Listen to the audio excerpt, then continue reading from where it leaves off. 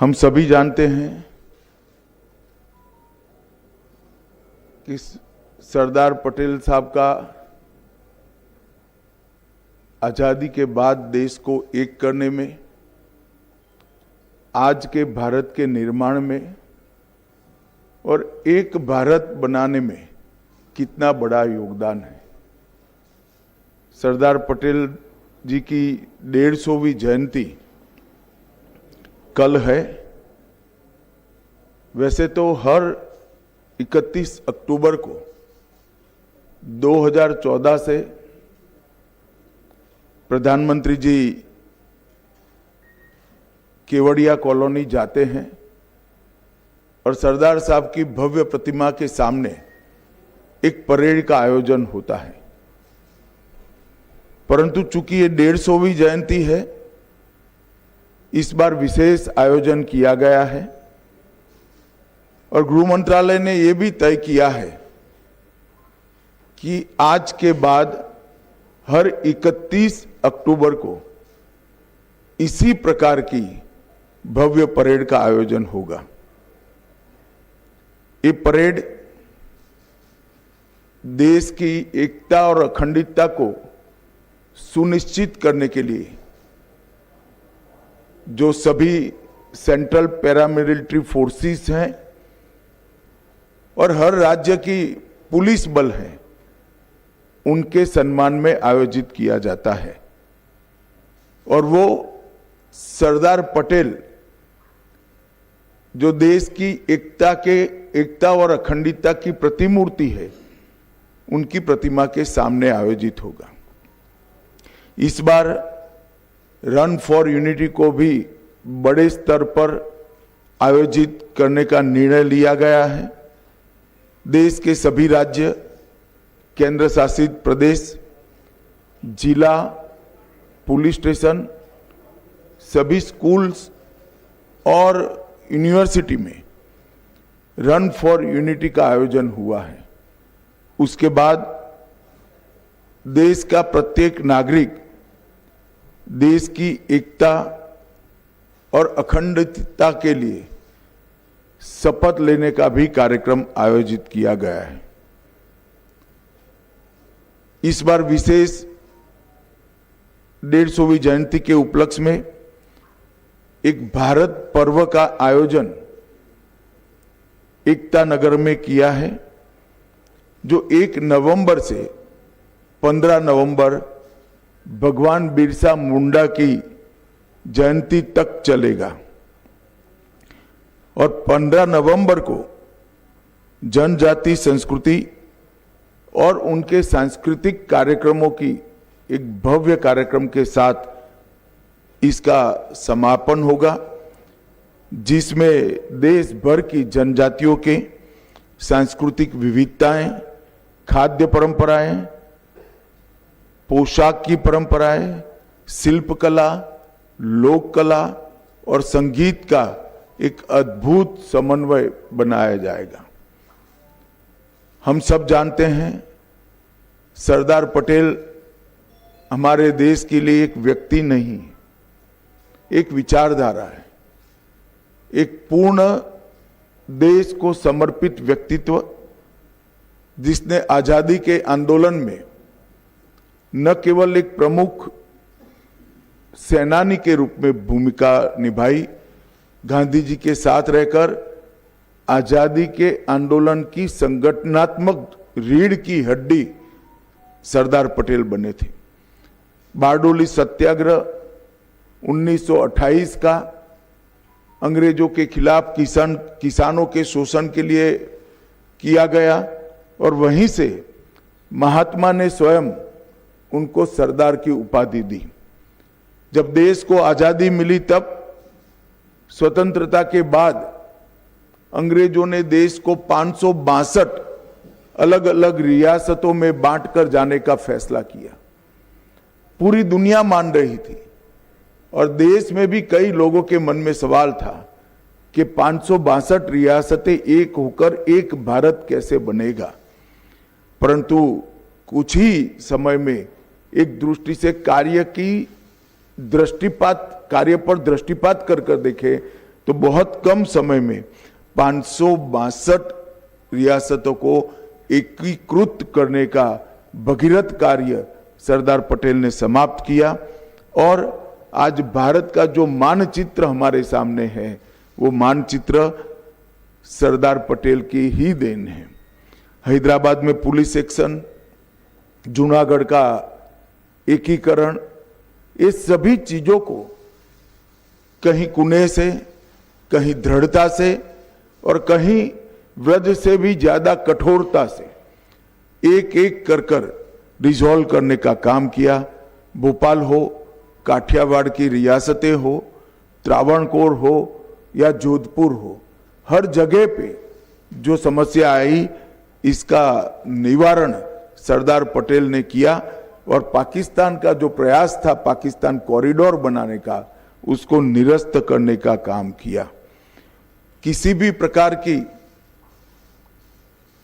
प्रचार की अपेक्षा के बगैर, किसी भी प्रकार के यश के अपेक्षा के बगैर देश के लिए जीवन कैसे जिया जाता है, उसका उत्कृष्ट उदाहरण सरदार पटेल थे। जब पूरा देश 15 अगस्त को तिरंगा फहराने में व्यस्त था, तब सरदार पटेल कमांड रूम में नेवल ऑफिसरों के साथ एक ऑपरेशन मॉनिटर कर रहे थे, जिसके कारण ही आज लक्षद्वीप भारत का हिस्सा बना है और हमारी दक्षिणी सीमा बहुत मजबूत हुई है। और उस ऑपरेशन के कारण ही लक्षद्वीप में तिरंगा फहराया गया। दुर्भाग्य की बात है कि आजादी के बाद, सरदार पटेल के निधन के बाद, सरदार पटेल को बुलाने में कांग्रेस पार्टी ने कोई कसर नहीं छोड़ी। सरदार जैसे महान व्यक्तित्व को भी भारत रत्न मिलने में 41 साल की देरी हुई, और वो देरी केवल और केवल कांग्रेस के सरदार के प्रति एक विशिष्ट अभाव के कारण रही। सरदार पटेल जैसे महान व्यक्तित्व के लिए पूरे देश में ना कोई समाधि बनी, ना कोई उनका स्मारक बना। जब नरेंद्र मोदी जी गुजरात के मुख्यमंत्री बने, तब उन्होंने स्टैच्यू ऑफ यूनिटी की रचना की और एक भव्य स्मारक जो पूरे विश्व में आज प्रसिद्ध हो चुका है, वो सरदार पटेल के स्मारक बनाने का काम नरेंद्र मोदी जी ने किया। 2013 में इसकी 31 अक्टूबर को आधारशिला रखी गई। 182 मीटर ऊंचा, स्टैच्यू ऑफ लिबर्टी से भी ऊंचा ये स्टैच्यू ऑफ यूनिटी 57 महीनों में पूरा किया गया। और सरदार साहब का जीवन किसानों को समर्पित था। इसके बनाने में जो इस्पात का उपयोग हुआ, जो लोहे का उपयोग हुआ, देश भर के किसानों से लोहा एकत्रित किया गया, किसानों के औजारों को एकत्रित किया गया, इसको पिघलाकर लगभग 25,000 टन लोहे का उपयोग कर इस स्टैच्यू ऑफ यूनिटी को बनाया गया। 90,000 घन मीटर कंक्रीट और 1700 टन से अधिक कांसा का उपयोग कर एक अविस्मरणीय स्टैच्यू ऑफ यूनिटी बनाया गया है। और आज स्टैच्यू ऑफ यूनिटी सरदार साहब को श्रद्धांजलि देने का, इनके प्रति श्रद्धा व्यक्त करने का एक प्रमुख पर्यटन स्थल बन चुका है। रोजाना लगभग 15,000 लोग स्टैच्यू ऑफ यूनिटी पर आते हैं। अब तक देश के 2.5 करोड़, देश और विदेश के 2.5 करोड़ लोगों ने स्टैच्यू ऑफ यूनिटी का विजिट किया है और एक प्रकार से भारत का एक इंजीनियरिंग मार्वेल के रूप में प्रस्तापित हुआ है। नरेंद्र मोदी जी ने इसके आसपास 14 प्रकार के अन्य पर्यटन आकर्षण खड़े कर पर्यटकों का एक प्रिय स्थल बनाया है। वहाँ वैली ऑफ फ्लावर भी है, एकता नगर टाउनशिप भी है, झील सर्किट है, लाइट एंड साउंड शो है, पटेल गार्डन भी बना है, एकता क्रूज नर्मदा की नदी में घूमकर एक नयन रम्य नजारा देखने का मौका भी है, बटरफ्लाई गार्डन है, जंगल सफारी है, एकता मॉल है, ग्लो टॉर्च व्यू पॉइंट है और नर्मदा तट पर एक प्रदर्शन की दीर्घा भी बनाई। एकता नगर का जो कार्यक्रम हो रहा है, सापुतारा और विंध्याचल की पर्वतमालाओं के बीच में एकता नगर स्थित है। वहीं पर कल सुबह प्रधानमंत्री जी 7:55 को परेड की सलामी लेंगे। ये राष्ट्रीय परेड में केंद्रीय सशस्त्र पुलिस बल, कई राज्यों के पुलिस बल कौशल, अनुशासन और वीरता का प्रदर्शन करेंगे। इस वर्ष परेड के अंदर सीआरपीएफ के 5 शौर्य चक्र विजेता और बीएसएफ के 16 वीरता पदक विजेता भी शामिल होंगे। परेड का नेतृत्व महिला पुलिस अधिकारियों द्वारा किया जाएगा और परेड में ढेर सारे सांस्कृतिक प्रदर्शन भी करने का आयोजन हुआ है। हर राज्य की पुलिस से, हर सीएपीएफ के जवान अपना सांस्कृतिक कौशल का भी परिचय कराएंगे। बीएसएफ का ऊंट दल और ऊंट सवार बैंड भी इसके अंदर शामिल होगा। गुजरात का घुड़सवार दस्ता शामिल होगा। आसाम पुलिस का मोटरसाइकिल डेयर डेविल शो भी इसके अंदर होगा और कश्मीर और पंजाब की पुलिस भी इसके अंदर हिस्सेदारी करेगी। एनएसजी, एनडीआरएफ, अंडमान निकोबार द्वीप समूह और पांडिचेरी भी अपनी अपनी झांकियां रखेंगे। जम्मू और कश्मीर पुलिस भी अपनी अपनी झांकी रखेगी। वायुसेना की सूर्य किरण टीम, उनका भव्य एयर शो इस परेड का शिखर बिंदु होने वाला है। 900 से ज्यादा कलाकार देश भर से आकर हमारे देश की सांस्कृतिक विरासत को देश और दुनिया के सामने रखेंगे और एक प्रकार से ये परेड सच अर्थ में भारत की एकता का परेड बनकर रहेगा।